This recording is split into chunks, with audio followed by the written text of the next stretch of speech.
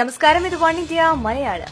ബിജെപിയുടെ കേരള വിരുദ്ധ ക്യാമ്പയിനെതിരെ യുവാവിന്റെ ഇടപെടൽ ശ്രദ്ധേയമാകുന്നു. പാലക്കാട് സ്വദേശിയായ വിപിൻ രാജ് ഇതുമായി ബന്ധപ്പെട്ട് ഉയർത്തിയ ചോദ്യങ്ങൾ സമൂഹമാധ്യമങ്ങളിൽ ചർച്ചയാകുകയാണ്. കേരളം രാജ്യത്തെ ഏറ്റവും മികച്ച സംസ്ഥാനമായിരിക്കെ ഒരു മൂന്നാം ബദൽ വരേണ്ടതിന്റെ ആവശ്യകത എന്ത് എന്ന പ്രസക്തമായ ചോദ്യമാണ് വിപിൻ രാജ് ഉന്നയിക്കുന്നത്.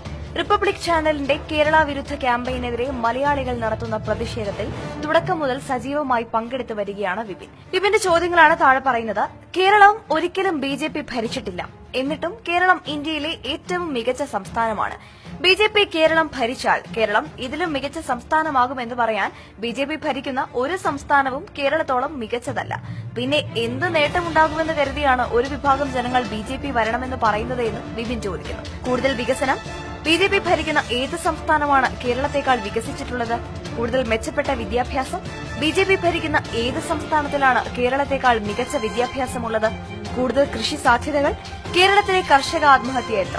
ബിജെപി ഭരിക്കുന്ന സംസ്ഥാനങ്ങളിലെ കർഷക ആത്മഹത്യ എത്ര?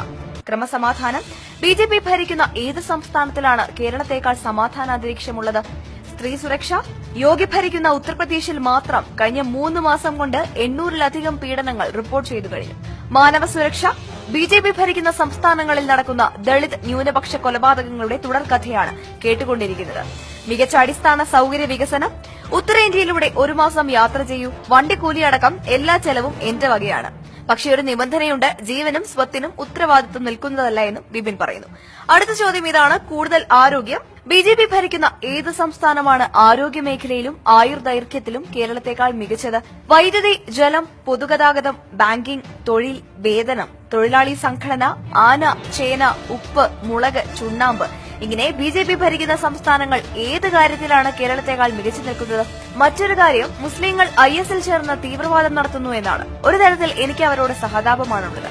അവർക്ക് തീവ്രവാദം നടത്താൻ പാസ്പോർട്ടും എടുത്ത് വണ്ടിക്കൂലിയും കൊടുത്ത് രാജ്യത്തിന് പുറത്തു പോകണം. ബിജെപിക്കാർക്ക് എന്ത് സുഖമാണ് കാലം നീട്ടിയിരുന്ന് പോലീസ് എസ്കോർട്ടോടെ നമ്മുടെ രാജ്യത്തിനകത്ത് നിന്നുകൊണ്ട് തന്നെ തീവ്രവാദം നടത്താമെന്നും വിപിൻ പറയുന്നു. മനുഷ്യരെ ചുട്ടുകൊല്ലാം, ട്രെയിൻ കത്തിക്കാം, പള്ളി പൊളിക്കാം, കലാപം നടത്താം, ബോംബിടാം, കള്ളനോട്ടടിക്കാം, കള്ളപ്പണം സൂക്ഷിക്കാം, ഹവാല നടത്താം, ചാരപ്പണി ചെയ്യാം, ഭീകരവാദികൾക്ക് ആയുധം വിൽക്കാമെന്നും വിപിൻ പറയുന്നു. സംഘടിക്കാൻ എല്ലാവർക്കും അവകാശമുണ്ട്. പക്ഷെ ബിജെപി എന്തിനാണ് സംഘടിച്ചിരിക്കുന്നത്?